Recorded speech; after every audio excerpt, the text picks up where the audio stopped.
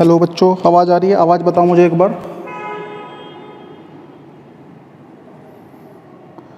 आवाज़ आ रही है मेरी? हेलो हेलो बच्चों, आवाज़ आ रही है? आवाज़ बताओ मुझे एक बार। ठीक है, आप लोगों को जो भी क्वेरी हो, जो भी क्वेश्चन पूछना हो, वो आप मुझे कमेंट कर सकते हैं। कमेंट करके मैं आपको उस चीज़ का आंसर यहीं पे साथ ही साथ प्रोवाइड कराऊंगा। आप लोगों को जो भी क्वेरी हो, जो भी क्वेश्चन पूछना हो, वो आप मुझे कमेंट कर सकते हैं। कमेंट करके मैं आपको उस चीज़ का आंसर यहीं पे साथ ही साथ प्रोवाइड कराऊंगा। बता सकते हैं आप जो भी। हाँ, तो आपको आवाज़ प्रॉपर आ रही है, वीडियो प्रॉपर दिख रही है, क्वालिटी में कोई इशू मुझे बता दें अभी, फिर क्लासेस स्टार्ट करते हैं। बता सकते हैं आप जो भी। हाँ, तो आपको आवाज़ प्रॉपर आ रही है, वीडियो प्रॉपर दिख रही है, क्वालिटी में कोई इशू मुझे बता दें अभी, तो क्लासेस स्टार्ट करते हैं।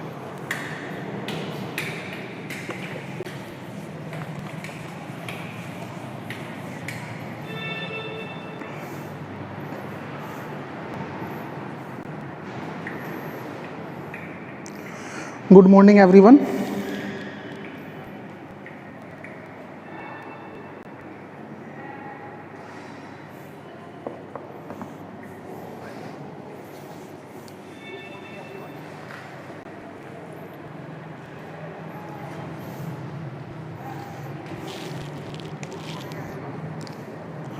ठीक है बच्चों, स्टार्ट करते हैं आज की क्लास। तो अब तक आपकी जो क्लासेस हो चुकी थी, अब मैं उसके बारे में थोड़ा आपको ब्रीफ बताना चाहूँगा। जो आपका चैप्टर है वो अल्कोहल स्टार्ट हुआ रखा है, और उस चैप्टर के अंदर आपने अभी तक इंट्रोडक्शन पढ़ा था, उसके बाद आपने अल्कोहल का इंटर कन्वर्जन डिस्कस किया था, उसके बाद आपने जो डिस्कस किया था उसमें ग्रिग्नार्ड अल्कोहल से 1 डिग्री 2 डिग्री 3 डिग्री टाइप के आपने अल्कोहल बनाए थे। ठीक है, उसके बाद अच्छा, मेरी आवाज़ रिपीट हो रही है, एक सेकेंड। कोई भी इशू आप मुझे कमेंट करके बोल सकते हैं, ठीक है ना? किसी भी टाइप का कोई इशू होगा तो आप मुझे बता सकते हैं, क्योंकि मैं आपकी जो आवाज़ तो नहीं सुन पाऊंगा, बट आप जो कमेंट करके मुझे बताएंगे मैं आपके कमेंट पढ़ सकता हूँ।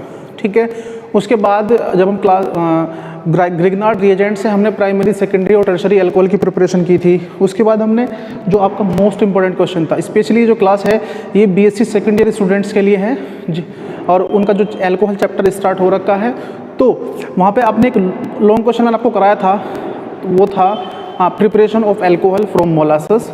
इस टाइप का जो क्वेश्चन था आपका फ्रॉम स्टार्च। तो वो जो पूरी की पूरी प्रिपरेशन थी वो आपके एग्ज़ाम के पॉइंट ऑफ व्यू से काफ़ी ज़्यादा इंपॉर्टेंट थी, तो इसलिए उस क्वेश्चन को आपने आई होप कर ही लिया होगा। ठीक है, तो आज की जो वीडियो होगी, आज की जो क्लास आपकी होगी, वो उससे नेक्स्ट क्लास होने वाली है, लेक्चर नंबर 7। ठीक है, तो आज हम क्या पढ़ने वाले हैं, सबसे पहले मैं आपको बताना चाहूँगा कि आज की जो क्लास है उसमें हम डिस्कस करेंगे डिहाइड्रेशन ऑफ अल्कोहल।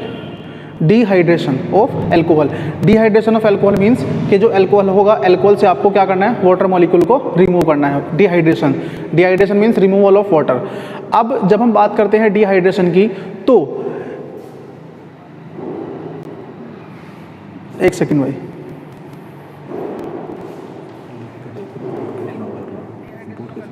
कोई नहीं, वो मैं कम ही करूँगा यूज। ठीक है भाई, तो स्टार्ट करते हैं। आज का हमारा टॉपिक था डिहाइड्रेशन ऑफ अल्कोहल। कोई क्वेरी हो मुझे बता देना। सर डबल आवाज़ आ रही है, क्या सभी को डबल आवाज़ आ रही है? थोड़ी आवाज़ गूंज सकती है, वो थोड़ा अभी सिस्टम थोड़ा कम्प्लीटली अप्रोप्रिएट नहीं है।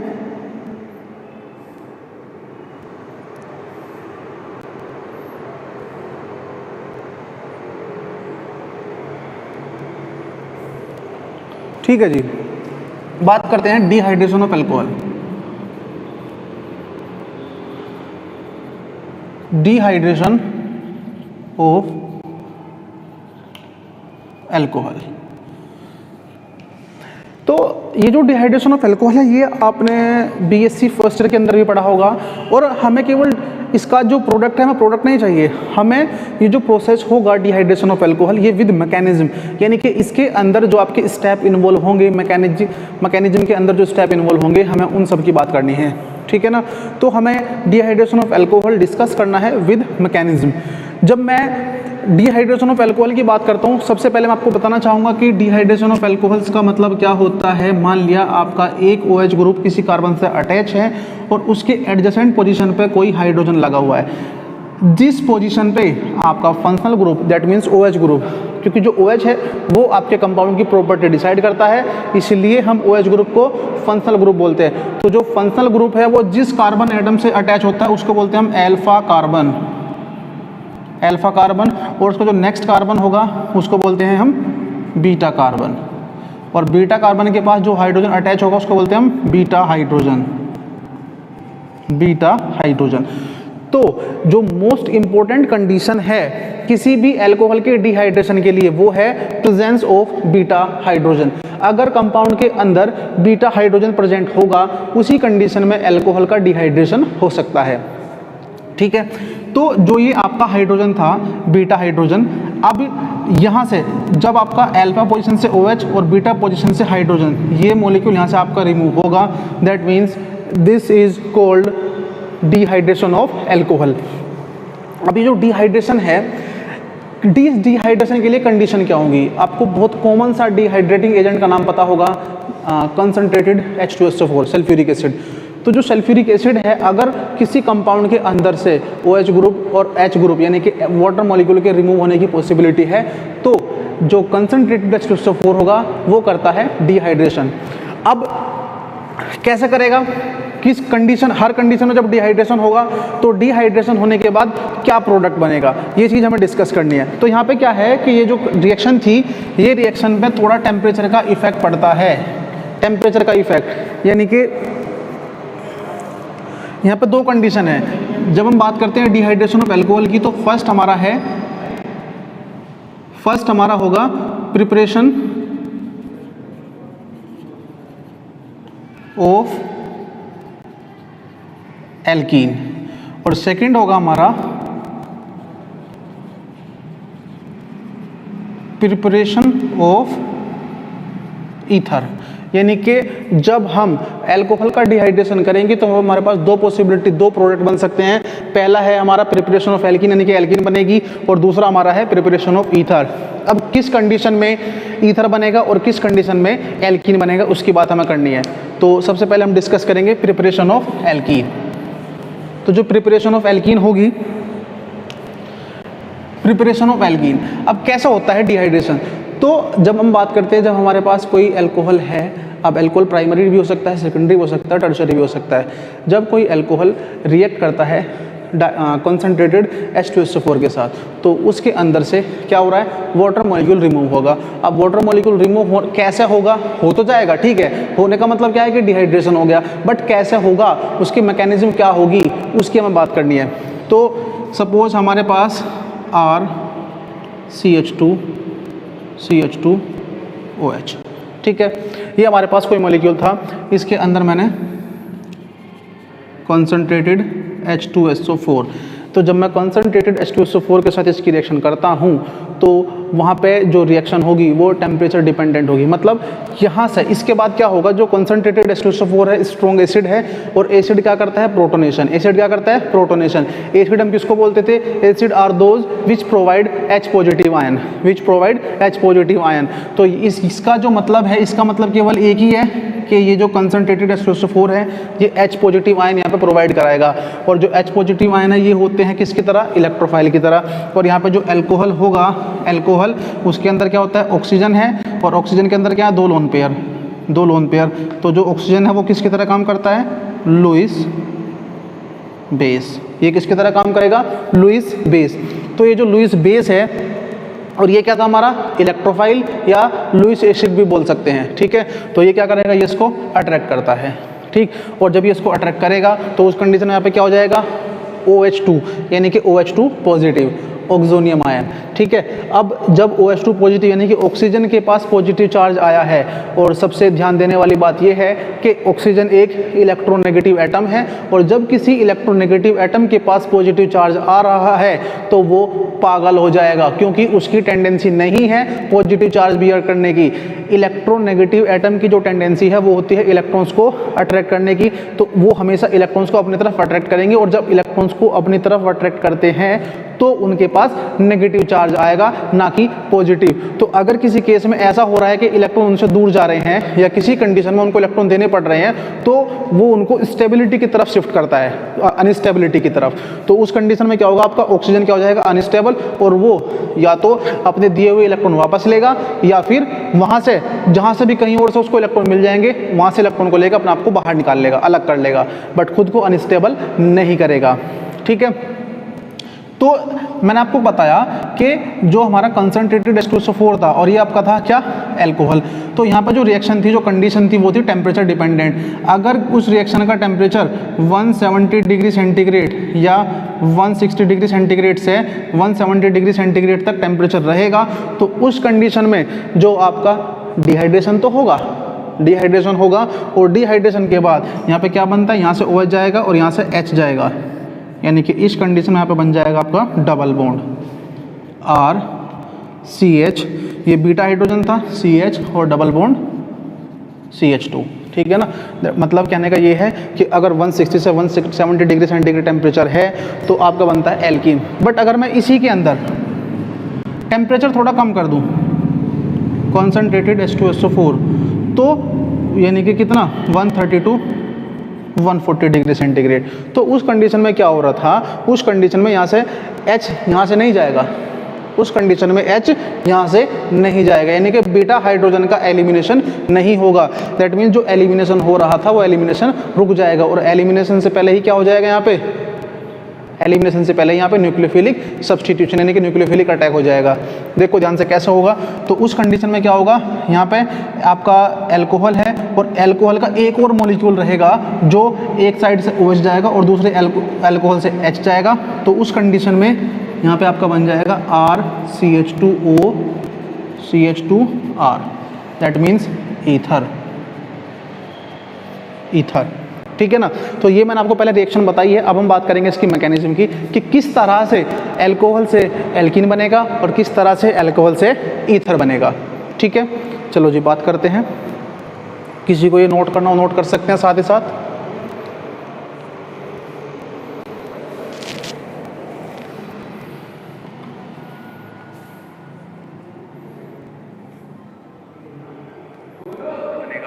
ठीक है, चलो जी बात करते हैं। किसी को ये नोट करना हो नोट कर सकते हैं साथ ही साथ।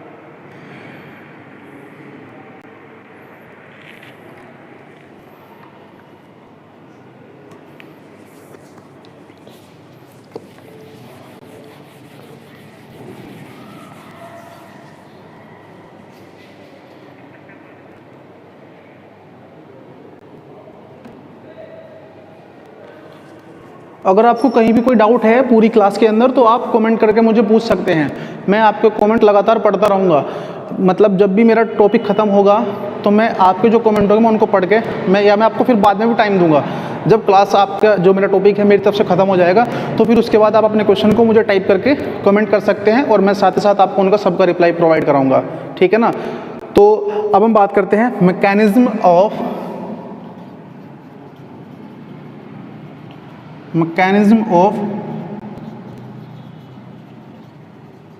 प्रिपरेशन ऑफ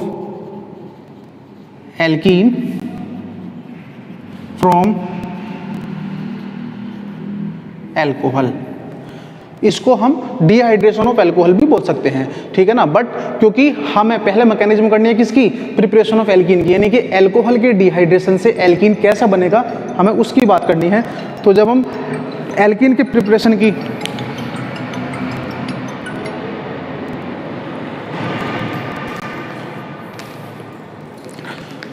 जब मैं एल्कोहल के प्रिपरेशन की बात करूंगा जब मैं एल्कीन के प्रिपरेशन की बात करूंगा तो उस कंडीशन में मैं इसको कहूंगा कि preparation of alkene from alcohol का मैकेनिज्म। ठीक है। तो अब हमें बात करनी है कि एल्कोहल से एल्कीन कैसे बनेगा। देखो सबसे पहले जो हमारे पास एल्कोहल होता है RCH2CH2OH। अब ये हमारा जो एल्कोहल था ये था हमारा 1 डिग्री एल्कोहल, ठीक है ना, क्योंकि जो OH ग्रुप है वो ऐसे कार्बन से अटैच है जो कि एक अदर कार्बन से अटैच है, ठीक है। तो अब जो हमारा मैकेनिज्म के अंदर पहला स्टेप हमारा क्या होता है कि जो एल्कोहल है, एल्कोहल रिएक्ट करता है किसके साथ, कॉन्सनट्रेटेड H2SO4 के साथ। जैसा कि मैंने आपको पहले भी बताया है कि जो कॉन्सनट्रेटेड H2SO4 है ये एसिड है और एसिड क्या करता है, प्रोटोनेशन करता है, ठीक है। तो ये क्या करेगा, ये H+ प्रोवाइड कराएगा, क्या करेगा ये H+, क्योंकि एसिड हमेशा क्या करते हैं, H+ डोनेट करते हैं। और ये जो ऑक्सीजन था इसके पास 2 लोन पेयर थे, तो उसका नेचर कैसा है, बेसिक नेचर। तो ये क्या करेगा, यहाँ से H को एक्सेप्ट कर लेगा, RCH2 CH2 और OH2 और ये हो जाएगा पॉजिटिव। दैट मीन्स जब ये लोन पेयर यहाँ पर इस H के पास अटैक करेंगे तो ये यहाँ पर बन जाएगा OH2 और ऑक्सीजन ने क्योंकि इलेक्ट्रॉन दिए हैं तो उसके पास आ जाएगा पॉजिटिव चार्ज। जब कोई एटम लोन पेयर डोनेट करता है तो उसके पास पॉजिटिव चार्ज आता है, ठीक है। तो इसको बोलते हैं ऑक्सोनियम आयन, ठीक है जी। ध्यान देने वाली बात ये है। अब यहाँ पे इससे आगे वाला जो स्टेप है वो टोटली डिपेंड करता है इसकी अनस्टेबिलिटी पे, यानी कि यहाँ पे देखो क्या हो रहा है। अब जो हमारा ये था हमारा स्टेप फर्स्ट, इसके बाद क्या होगा, इसके बाद जो ये ऑक्सीजन था, क्योंकि ऑक्सीजन इलेक्ट्रोनेगेटिव था, पॉजिटिव चार्ज बियर नहीं करता, अगर आ भी गया है तो अनस्टेबल है और वो कोशिश करेगा उसको हटाने की। तो अब वो कैसे हटा सकता है, देखो कैसे हटा सकता है, क्योंकि ऑक्सीजन ने यहाँ पे हाइड्रोजन को इलेक्ट्रॉन डोनेट किए थे। तो जब उसने इलेक्ट्रॉन डोनेट किए हैं तो अगर वो उन इलेक्ट्रॉन को वापस लेता है तो रिएक्शन वापस से बैकवर्ड डायरेक्शन में आ जाएगी, मतलब रिएक्शन आगे बढ़ेगी ही नहीं। तो ऐसा तो नहीं होगा ना, अगर ऐसा होगा तो फिर तो इस पाथ से कुछ भी प्रोडक्ट नहीं बनेगा, ठीक है ना। तो हम इसमें कुछ ऐसा पाथ होगा जिससे कि रिएक्शन आगे फर्दर प्रोसीड होगी। तो उस लिए कंडीशन क्या है कि जो ये ऑक्सीजन है ये इलेक्ट्रोनेगेटिव था और यहाँ पे जो कार्बन है यानी कि जो इसके इलेक्ट्रॉन्स हैं ये यहाँ से इनके इलेक्ट्रॉन्स को अपनी तरफ अट्रैक्ट करेगा, और जब इलेक्ट्रॉन्स को अपनी तरफ अट्रैक्ट करेगा तो जैसे ही इलेक्ट्रॉन्स की तरफ शिफ्ट होंगे इसका पॉजिटिव चार्ज कम हो जाएगा और यहाँ पर कार्बन के पास कमी होने लगेगी। और कार्बन के पास कमी होने का मतलब क्या है कि कार्बन के पास पॉजिटिव चार्ज। तो यहाँ पे क्या होगा, जो हमारा सेकंड स्टेप है RCH2, स्टेप सेकंड RCH2OH ये था पॉजिटिव। ऑक्सीजन क्या करेगा, यहाँ से ये जो शेयरिंग के इलेक्ट्रॉन्स हैं इनको अपनी तरफ शिफ्ट करेगा, और जब इनको अपनी तरफ शिफ्ट करेगा तो यहाँ से क्या होगा, RCH2, एक सेकंड भाई एक गड़बड़ हो गई यहाँ पे, RCH2CH2OH है, ठीक है।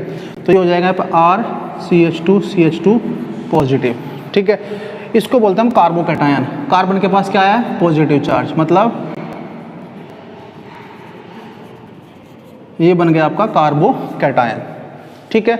अब ये जो कार्बोकैटायन यहाँ पर आपका बना है इस कार्बोकैटायन की स्टेबिलिटी पे डिपेंड करती है, जो कार्बोकैटायन की स्टेबिलिटी है इस पर डिपेंड करेगा कि ये जो रिएक्शन है इस रिएक्शन के अंदर कौन सा सबस्ट्रेट जल्दी एल्कीन प्रोवाइड कराएगा। तो सबसे इंपॉर्टेंट बात यह है, इसको बोलते हैं इंटरमीडिएट कार्बोकैटायन को।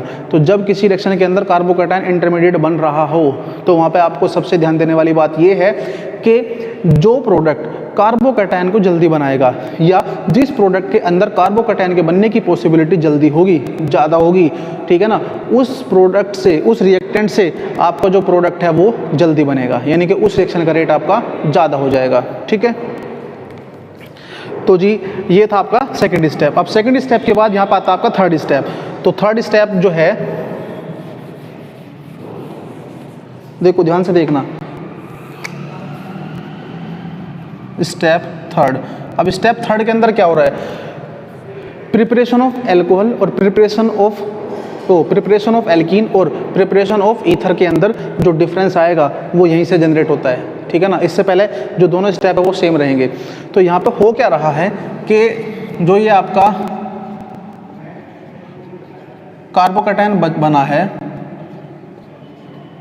इसके पास पॉजिटिव चार्ज है, ठीक है ना। अब यहाँ से तो आपका OH ग्रुप तो बाहर निकल चुका है। जब OH ग्रुप बाहर निकल चुका है तो ये जो कार्बन के पास पॉजिटिव यानी कि इसके पास इलेक्ट्रॉन्स की कमी है, ये क्या करेगा, ये इधर से इलेक्ट्रॉन्स को अपनी तरफ विड्रॉ करेगा, और जब इधर से विड्रॉ करेगा तो ये इधर से विड्रॉ करेगा। जब ये इधर से विड्रॉ करता है तो इलेक्ट्रॉन जो है वो टोटल किसकी तरफ शिफ्ट हो रहे हैं, कार्बोकैटायन की तरफ, क्योंकि इलेक्ट्रॉन डेफिशिएंट एटम है। और जब इलेक्ट्रॉन डेफिशिएंट एटम है तो क्या होगा कि इस हाइड्रोजन के निकलने की पॉसिबिलिटी ज़्यादा हो जाएगी। और ये हाइड्रोजन जो है, अब यहाँ पे मैं आपको बता दूँ कि ये हाइड्रोजन जो है कैसे निकल रहा है। देखो ये जो आपका H2SO4 था, ये जो H2SO4 था, जब ये H+ डोनेट करता है तो H+ डोनेट करने के बाद ये HSO4 माइनस बचाता है। क्या बचता है, HSO4 माइनस। अब उसके पास नेगेटिव चार्ज है, यानी कि है तो वो weak basic, but basic character उसके अंदर है, तो क्या करेगा वो वहाँ से इस H को बाहर निकालने में हेल्प करेगा। और जब यहाँ से H बाहर निकल जाएगा तो इलेक्ट्रॉन्स इसकी तरफ शिफ्ट होंगे और यहाँ पे आपका बन जाएगा RCH double bond CH2, that means alkene, ठीक है। तो इस तरह से जो ये मैकेनिज्म थी, इस मैकेनिज्म से आप अल्कोहल से एल्कीन का प्रिपरेशन कर सकते हैं। मैं एक बार दोबारा उसको बता रहा हूँ, थोड़ा ध्यान से देखना कि सबसे पहले जो आपका H2SO4 था, H2SO4 क्या है, एसिड है, स्ट्रॉन्ग एसिड है। स्ट्रॉन्ग एसिड है तो प्रोटोनेशन करेगा OH का, और जब OH का प्रोटोनेशन करता है, क्यों करता है, क्योंकि H+ क्या है, इलेक्ट्रोफाइल, इलेक्ट्रॉन्स की कमी है। ऑक्सीजन क्या है, न्यूक्लियोफिलिक नेचर वाला, लोन पेयर्स हैं इसके पास, ये लोन पेयर्स को प्रोवाइड कराएगा। इससे क्या बन जाएगा, आपको ऑक्सीजन का प्रोटोनेशन हो जाएगा, और जब ऑक्सीजन का प्रोटोनेशन होगा उसको बोलते हैं ऑक्सोनियम आयन, और वो एक बहुत ही अनस्टेबल स्पीसीज है, because oxygen is a electronegative atom and it can not bear a positive charge. If it have a positive charge then it is in very unstable state, और उस state में ये हमेशा कोशिश करेगा कि वो उस स्टेट से बाहर निकले, और उस स्टेट से बाहर निकलने के लिए वो खुद ही क्या करेगा, यहाँ से बाहर निकल जाएगा, और जब खुद यहाँ से बाहर निकलेगा तो कार्बन के पास क्या आएगा, पॉजिटिव चार्ज, और उसको हम बोलते हैं कार्बोकैटायन, ठीक है। तो जब कार्बोकैटायन को, इसको हम कार्बोकैटायन बोलते हैं, तो जब कार्बोकैटायन की जो बीटा पोजीशन है, ठीक है ना, बीटा पोजीशन, उस बीटा पोजीशन से जब हाइड्रोजन का एलिमिनेशन होगा तो उससे आपका बन जाएगा एल्कीन, ठीक है। तो इस तरह से जो आपकी मैकेनिज्म थी वो एल्कोहल से एल्कीन का प्रिपरेशन करती है, ठीक है जी। अब हम बात करते हैं इसके अंदर कि जो आपका रिएक्टेंट है, जो आपका रिएक्टेंट मतलब एल्कोहल। अब कौन सा एल्कोहल, क्योंकि एल्कोहल के लिए मैंने आपको बताया कि एल्कोहल आपका 1 डिग्री भी हो सकता है, 2 डिग्री भी हो सकता है, और 3 डिग्री भी हो सकता है। एल्कोहल आपके डिफरेंट टाइप की डिग्री के हो सकते हैं। तो कौन सा एल्कोहल आपका जल्दी एल्कीन देगा या ज़्यादा एल्कीन देगा, मतलब तो उसके लिए हमें क्या करना होगा, उसके लिए हमें इंटरमीडिएट की स्टेबिलिटी का ध्यान रखना होगा। देखो मैं आपको बता दूं, कार्बन के पास OH और 1 डिग्री हो गया, ये हो गया आपका 2 डिग्री,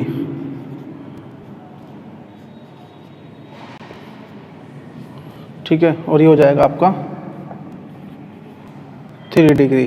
तो देखो यहाँ पर ध्यान देने वाली बात क्या होगी, इसके अंदर जब आपका ये अल्कोहल है तो इस अल्कोहल के अंदर, इस अल्कोहल से जब आप, यानी कि इसको भाई एक काम और करना होगा यहाँ पे, और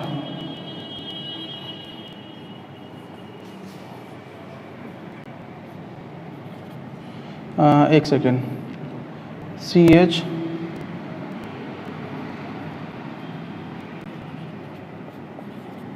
और एक ये हो गया आपका 2 डिग्री,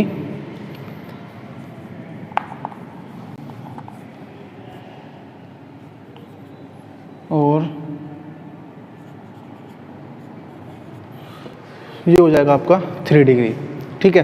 तो देखो ध्यान से देखना यहाँ पे क्या हो रहा है, जब ये आपका 1 डिग्री अल्कोहल था, 1 डिग्री अल्कोहल, तो 1 डिग्री अल्कोहल के अंदर जो ये OH ग्रुप था, जब इसका प्रोटोनेशन होता है तो ये यहाँ से बाहर निकल जाता है, ये यहाँ से बाहर निकल जाएगा, और यहाँ पे बाहर निकलने के बाद यहाँ पे क्या बन जाता है, कार्बोकैटायन कौन सा बनेगा, CH2, यानी कि यहाँ पे बनेगा 1 डिग्री कार्बोकैटायन, ठीक है।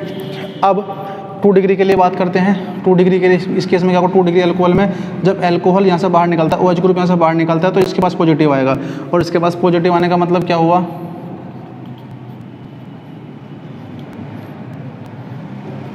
2 डिग्री कार्बोकैटायन, ठीक है। और इस कंडीशन में आपको कौन सा बनता है, 3 डिग्री कार्बोकैटायन।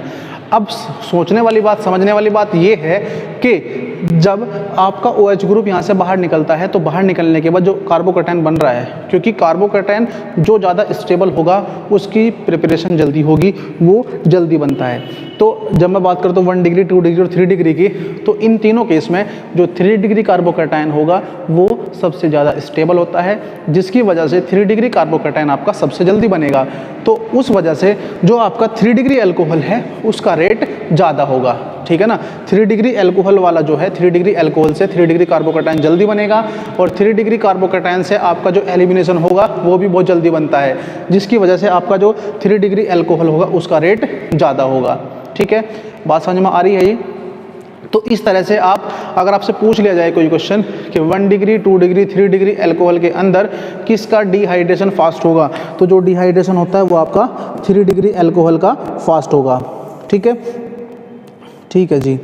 अब इसके बाद ये तो चलो आपका हुआ, ये जो आपका हमने बात की थी ये था preparation of alkene from alcohol by the dehydration of alcohol.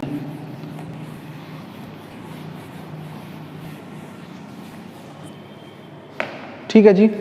इसके बाद अच्छा कोई क्वेश्चन हो तो आप पूछ सकते हैं। अभी ये जो पहली मैकेनिज्म है, ये पहली मैकेनिज्म आपकी कंप्लीट हो चुकी है। अगर आपको इससे रिलेटेड कोई भी क्वेश्चन है तो आप पूछ सकते हैं मुझे। 2 मिनट हैं आपके पास।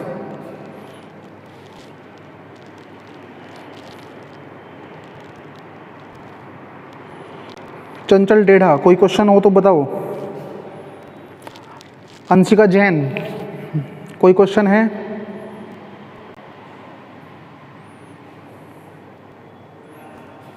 बताओ भाई, किसी को कोई क्वेरी, कोई क्वेश्चन हो तो बताओ अभी।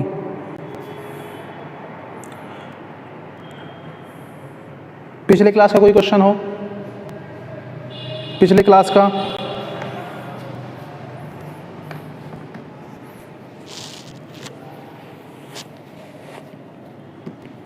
ठीक है। और कोई? राज मिश्रा, विजय सोलानिया, प्रिया, ललित मिश्रा, नीतू यादव। अच्छा, ईको की थोड़ी प्रॉब्लम है। हर्ष ईको की प्रॉब्लम थोड़ा टाइम लगेगा, उसको भी हम ठीक कर लेंगे कुछ दिन बाद, ठीक है। एक्चुअल में क्या है, हमारे यहाँ पे अभी जो रूम है वो काफ़ी बड़े हैं, जिसकी वजह से थोड़ी ईको की प्रॉब्लम होती है।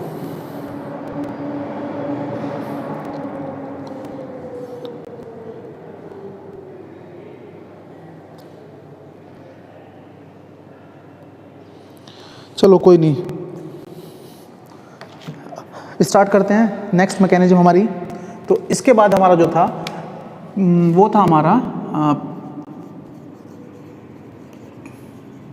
Preparation of ether from alcohol, ठीक है। तो अब हम बात करते हैं ईथर कैसे बनेगा। तो जो हमारी पहले वाली रिएक्शन थी, पहले वाली रिएक्शन मैकेनिज्म थी, उसके अंदर सबसे मेन चीज़ थी टेम्परेचर। क्योंकि टेम्परेचर वहाँ पर थोड़ा ज़्यादा था तो इसीलिए जो एलिमिनेशन की पॉसिबिलिटी है वो बढ़ जाएगी। बट अगर टेम्परेचर हमारा लो रहेगा, अगर टेम्परेचर हमारा लो रहेगा तो उस कंडीशन में जो बीटा एलिमिनेशन था वो कम हो जाएगा, और यहाँ पे क्या होगा, अल्कोहल का ही दूसरा मॉलिक्यूल तुरंत कार्बोकैटायन के पास अटैक कर देगा। देखो कैसे होता है। सबसे पहले स्टेप वन में क्या होता है, जो आपका अल्कोहल है CH2OH बिल्कुल सेम होगा जैसा कि आपका पहले उसमें था H पॉजिटिव। H पॉजिटिव का मतलब क्या है, H पॉजिटिव का मतलब यहाँ पे है कि एसिड, ठीक है ना। 130 डिग्री सेंटीग्रेड, ठीक। तो H पॉजिटिव क्या करेगा, इसका प्रोटोनेशन, और प्रोटोनेशन से यहाँ पे क्या होता है CH2OH और पॉजिटिव, ठीक है।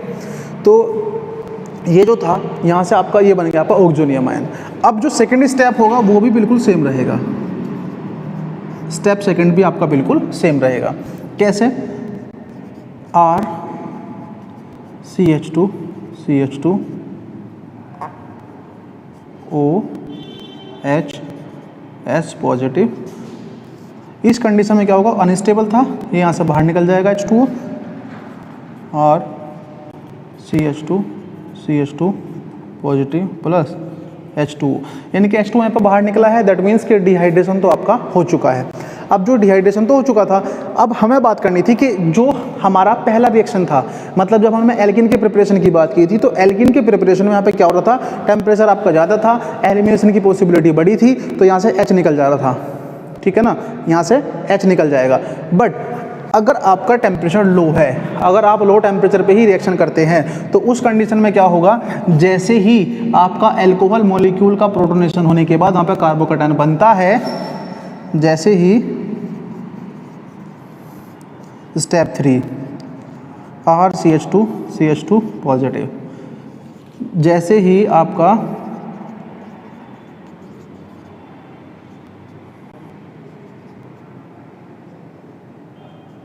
ठीक है ना, जैसे ही आपका कार्बोकैटायन बनता है, तुरंत ही जो ऑक्सीजन के लोन पेयर हैं वो इसके पास अटैक कर देंगे। ठीक है, तुरंत ही क्या होगा, जो ऑक्सीजन के लोन पेयर हैं वो कार्बोकैटायन के पास अटैक कर देंगे। जबकि जब एल्कीन की प्रिपरेशन हो रही थी, तो उस कंडीशन में क्या हो रहा था, कार्बोकैटायन के बनने के बाद यहाँ से H का एलिमिनेशन हो रहा था, यहाँ से H का एलिमिनेशन हो रहा था। मतलब कहने का ये होगा कि जब टेम्परेचर ज़्यादा होगा तो कार्बोकैटायन की प्रिपरेशन ज़्यादा होगी, और कार्बोकैटायन की जब प्रिपरेशन ज़्यादा होगी तो नंबर ऑफ अल्कोहल मॉलिक्यूल आपके कम रह जाएंगे। तो उस कंडीशन में क्या बचेगा, आपका एलिमिनेशन की पॉसिबिलिटी। बट जब आपका टेम्परेचर लो होगा तो कार्बोकैटायन की प्रिपरेशन स्लो होगी, और कार्बोकैटायन की प्रिपरेशन जब थोड़ी स्लो रहेगी तो उस कंडीशन में क्या होगा, आपका अल्कोहल का दूसरा मॉलिक्यूल तुरंत कार्बोकैटायन के पास अटैक कर जाएगा। और जब अल्कोहल का दूसरा मॉलिक्यूल कार्बोकैटायन के पास अटैक करता है, तो वहाँ पे क्या हो रहा है, ध्यान से देखना, RCH2 यहाँ पे O, फिर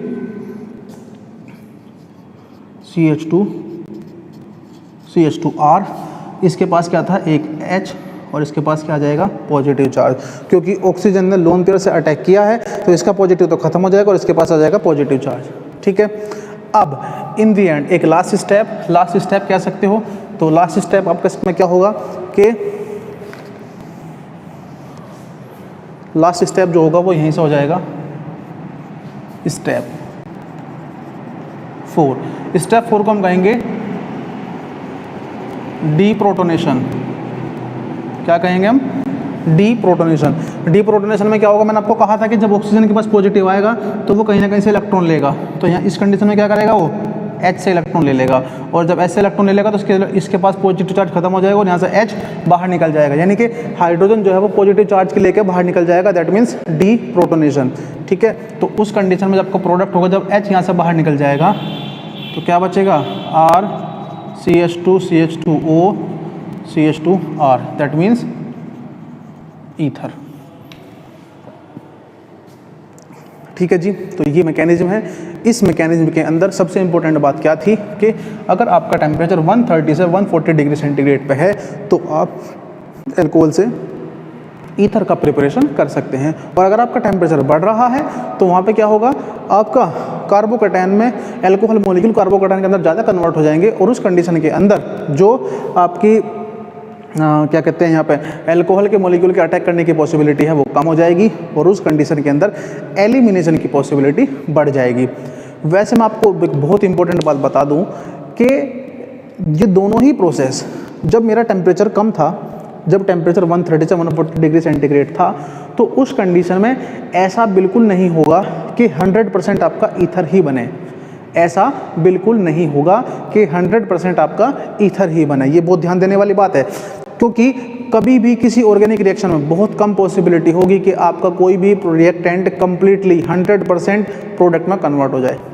साइड प्रोडक्ट ऑलवेज पॉसिबल। ठीक है ना, तो यहाँ पे क्या होगा कि जब हमने यहाँ पे इस वाले स्टेप में बात की, जब टेम्परेचर लो था तो ज़रूरी नहीं कि 100% यहाँ पे आपका ईथर ही बन जाए। कुछ परसेंट, 2, 4, 10, 15, 20%, कुछ परसेंट आपका एल्कीन भी ज़रूर बनेगा। और जब हम टेम्परेचर को ज़्यादा करते थे 170 से 180 डिग्री सेंटीग्रेड, 160 से 170 डिग्री सेंटीग्रेड, उस कंडीशन में ऐसा बिल्कुल नहीं होगा कि आपका 100% एल्कीन बन जाए। उसके अंदर भी 2, 4, 10 कुछ ना कुछ परसेंट क्या होगा, ईथर ज़रूर बनेगा। ठीक है, तो ये जो था, ये था आपका डिहाइड्रेशन ऑफ एल्कोहल, इसकी मैकेनिज्म बहुत इंपॉर्टेंट क्वेश्चन है, आपके एग्जाम में पूछा जाता है, कई बार आ चुका है, ठीक है ना। और वैसे भी इन जनरल कॉम्पिटिटिव एग्जाम के पॉइंट ऑफ व्यू से भी काफ़ी इंपॉर्टेंट है। तो आपको जहाँ पे ध्यान देने वाली बात ये है कि जब एल्कोहल का अंदर एल्कोहल का डिहाइड्रेशन होगा और टेम्परेचर होगा 130 से 140 डिग्री सेंटीग्रेड, तो आपका बनता है ईथर।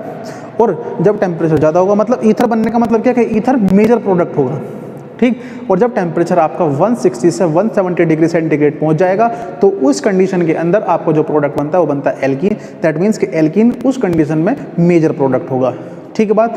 तो ये था आपका डिहाइड्रेशन ऑफ एल्कोहल। अब इसके बाद हम जो बात करेंगे वो करेंगे कि जो एल्कोहल है, एल्कोहल की जो फिजिकल प्रॉपर्टीज़ हैं उनसे रिलेटेड कुछ क्वेश्चंस होंगे और वे क्वेश्चंस मैं आपको बताऊंगा। और हाँ, जो बीएससी के स्टूडेंट्स हैं, वैसे तो इस वीडियो को जो 12th के स्टूडेंट्स हैं वो भी देख सकते हैं, जो बीएससी के स्टूडेंट्स हैं वो उनके जो एग्जाम में 2 मार्क्स के जो क्वेश्चन आते हैं उसके लिए ये क्वेश्चंस काफ़ी इंपॉर्टेंट हैं, तो बहुत ध्यान से देखना इन क्वेश्चन को। मैं आपको क्वेश्चन बताऊँगा, बोर्ड पर लिख दूँगा पहले, अगर आप चाहो तो बोर्ड पर लिख भी दूँगा, ठीक है ना। वैसे आपके पास बुक होगी तो आप बुक से भी देख सकते हैं, क्वेश्चन मैं आपको बोल के बता दूंगा, ठीक है। थोड़ा आराम से बताऊंगा, आपको क्लियरली समझ में आएगा। अगर आप चाहो तो आप लिख भी सकते हैं, ठीक है ना। ऐसा नहीं है कि भाई आप लिख नहीं पाओगे, मैं बहुत स्लो, या आप वीडियो को दोबारा से पीछे करके और तब भी आप दोबारा से सुन सकते हैं। चलो बात करते हैं एल्कोहल्स की जो फिजिकल प्रॉपर्टीज हैं उनसे रिलेटेड क्वेश्चन हमारे पास क्या क्या होंगे।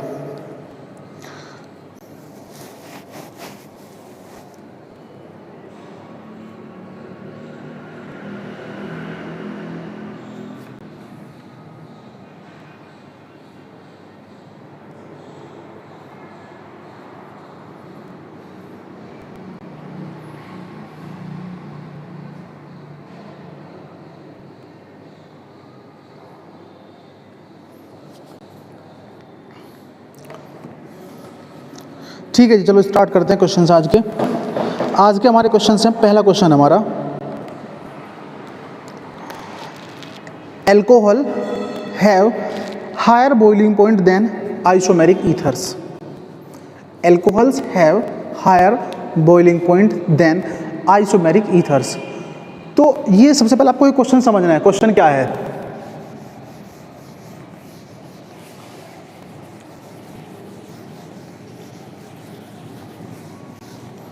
क्वेश्चन क्या है? एल्कोहल और एल्कोहल का आइसोमेरिक ईथर, ठीक है। मतलब इसका मतलब क्या है? आइसोमर्स क्या होते थे? आइसोमर्स, यहाँ पर आइसोमेरिक ईथर का यूज हुआ है। आइसोमर्स क्या होते थे?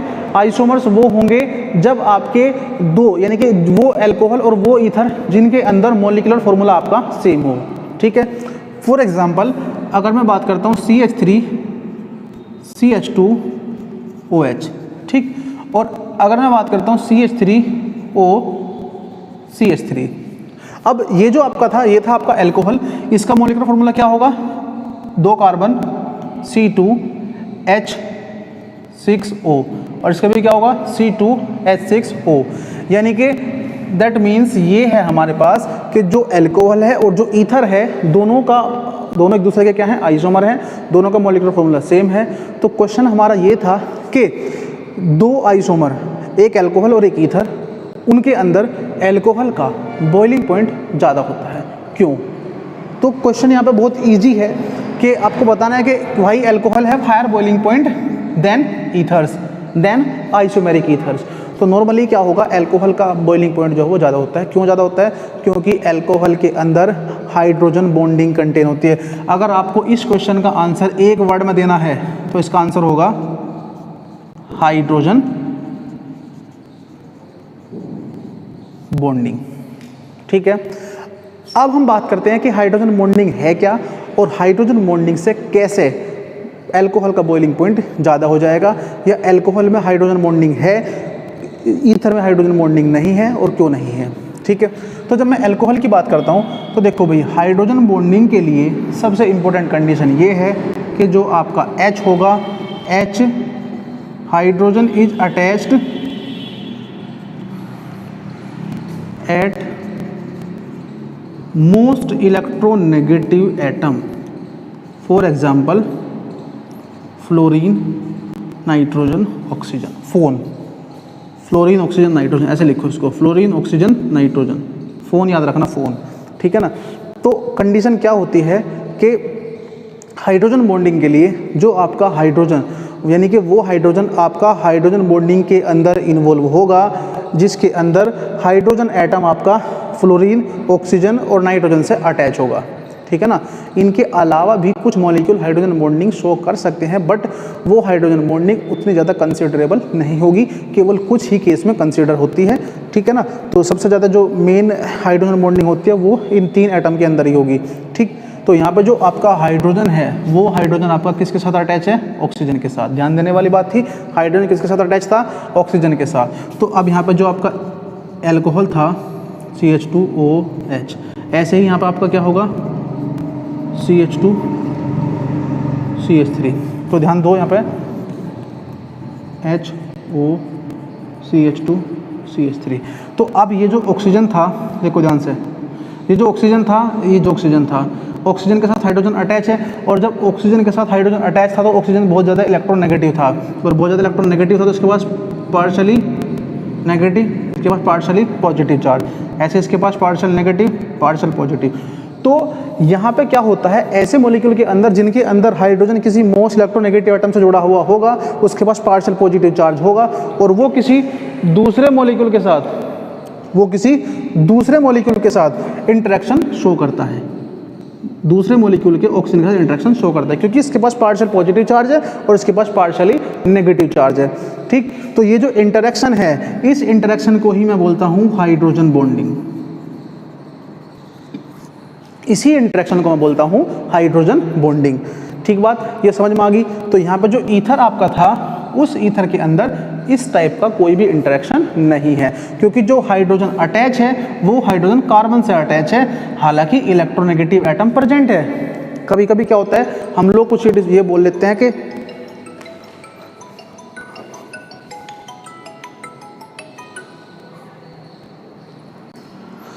कभी कभी हम क्या करते हैं, हम लोग ये बोल देते हैं कि जिन कंपाउंड के अंदर इलेक्ट्रोनेगेटिव एटम लाइक आपका फ्लोरीन, ऑक्सीजन और नाइट्रोजन प्रेजेंट होंगे, उनके अंदर हाइड्रोजन बॉन्डिंग हो जाएगी।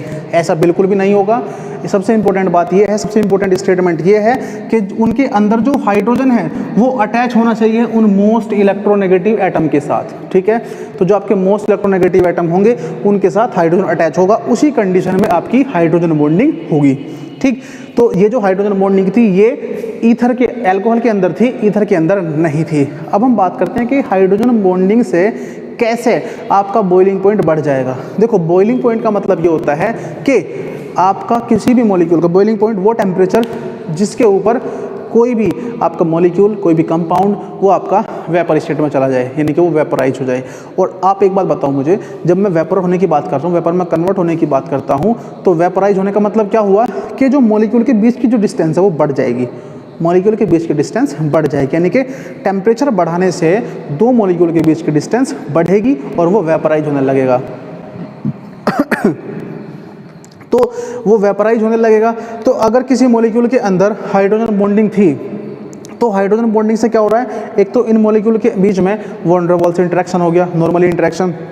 बट जब मैं बात करता हूँ अगर उस मॉलिक्यूल के अंदर हाइड्रोजन बॉन्डिंग है तो वहाँ पे एक एक्स्ट्रा इंटरेक्शन ऐड हो रहा है, वहाँ पे क्या हो रहा है, एक एक्स्ट्रा इंटरेक्शन ऐड हो रहा है। और जो एक्स्ट्रा इंटरेक्शन है उसको भी सेपरेट करने के लिए मुझे थोड़ा टेम्परेचर और ज़्यादा देना पड़ेगा, थोड़ी और एनर्जी देनी पड़ेगी, जिसकी वजह से जो मॉलिक्यूल जिनके अंदर हाइड्रोजन बॉन्डिंग इन्वॉल्व होती है वो आपके उनका बॉइलिंग पॉइंट आपका ज़्यादा होगा, यानी कि उनको अलग करने के लिए आपको ज़्यादा टेम्परेचर की रिक्वायरमेंट होती है, ठीक है।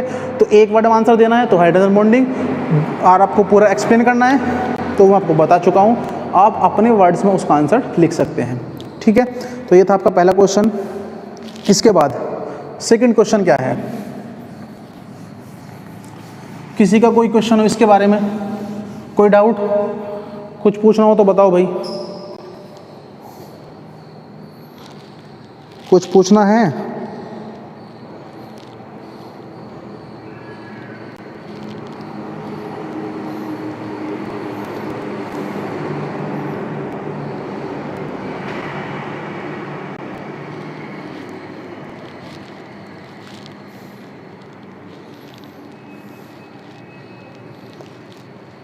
बताओ भाई।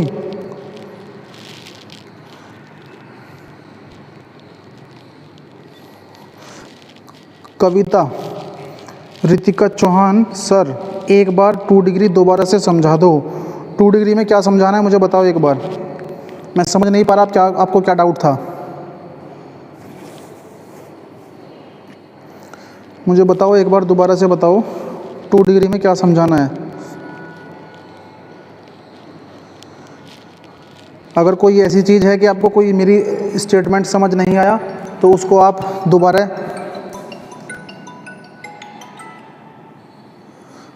दोबारा से भी मतलब वीडियो को बैक करके तब भी देख सकते हैं आप उसको, ठीक है।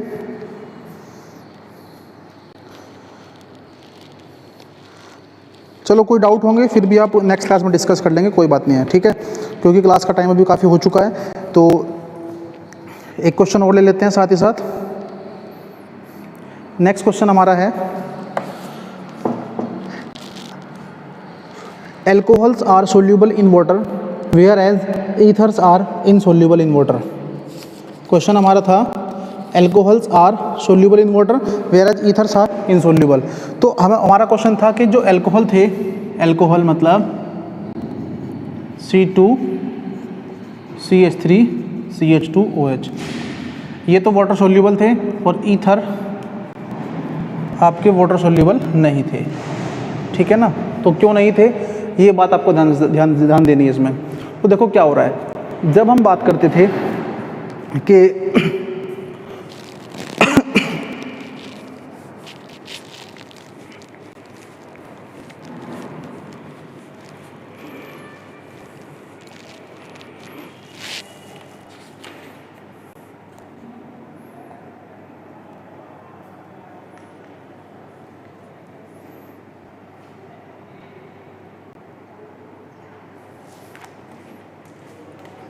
देखो जी, इसके अंदर जब हम बात करते थे कि एक वर्ड का आंसर जब मैं इसके अंदर देना चाहूँगा तो वो भी क्या होगा, हाइड्रोजन बॉन्डिंग, ठीक है ना।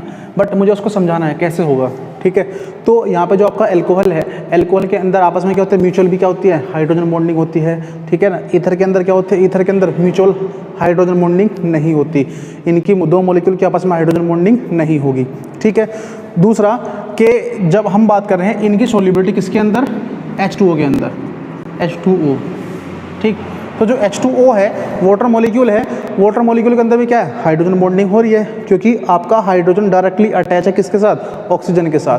तो जब आपका हाइड्रोजन डायरेक्ट ऑक्सीजन के साथ अटैच है तो उस कंडीशन में यहाँ पे भी हाइड्रोजन बॉन्डिंग होगी। तो अब हम बात कर रहे हैं कि जब मैं बात कर रहा हूँ कि यहाँ पे जो एल्कोहल था, हमने कहा एल्कोहल वाटर के अंदर सोल्यूबल है, ईथर नहीं है। तो सबसे इम्पोर्टेंट कहने वाली बात ये होगी यहाँ पे, इसका जो आंसर होगा वो ये होगा कि जो एल्कोहल के मॉलिक्यूल हैं वो हाइड्रोजन के उसके वाटर के साथ हाइड्रोजन बॉन्डिंग परफॉर्म करते हैं, जिसकी वजह से वो मोर सोल्यूबल हैं, ठीक है ना, या कह सकते हैं बहुत ज़्यादा सोल्यूबल हैं वाटर के अंदर, क्योंकि इनके अंदर जो सोल्यूबिलिटी का रीजन था वो है हाइड्रोजन बॉन्डिंग। दूसरा अगर मैं कहूँ ईथर की सोल्यूबिलिटी, तो ईथर जो है वो यहाँ पे जो वाटर मॉलिक्यूल है उसके साथ हाइड्रोजन बॉन्डिंग बहुत ही माइनर अमाउंट में शो करता है, उसको हम कंसिडर ही नहीं मतलब वो कंसिडरेबल नहीं है, बहुत ही लेसर अमाउंट है। या हम ये कह सकते हैं कि ईथर जो है वो वाटर मॉलिक्यूल के साथ हाइड्रोजन बॉन्डिंग परफॉर्म ही नहीं करता, ठीक है ना। तो जिसकी वजह से क्या हो रहा है, जिसकी वजह से आपका वो एल्कोहल तो सोल्यूबल था और ईथर आपका सोल्यूबल नहीं होगा, ठीक है। इसके अलावा और भी काफ़ी सारे क्वेश्चंस थे, बट आज की क्लास का टाइम इतना ही है, ठीक है ना। आपकी और भी क्लासेज होंगी, तो आज की क्लास को हम यही समाप्त करते हैं। आपके जो भी डाउट्स हैं आप इन वीडियो को, ये जो वीडियो होगी आपकी जो लाइव क्लासेज हैं ये आपको हमारे यूट्यूब चैनल पर दोबारा से आप इसको जाकर देख सकते हैं, ठीक है ना। यूट्यूब चैनल आप सभी को पता ही होगा, तो वहाँ पे भी आप इस क्लास को जितनी बार आप चाहो उतनी बार देख सकते हैं। आपको कोई डाउट है, कोई बाद में भी डाउट आपको बनेगा तो आप उसको नेक्स्ट क्लास में पूछ लेना। नेक्स्ट क्लास आपकी वैसे तो हम कल ही करा देंगे, ठीक है। तो आज की क्लास इतना ही रखते हैं, ठीक है जी, थैंक यू।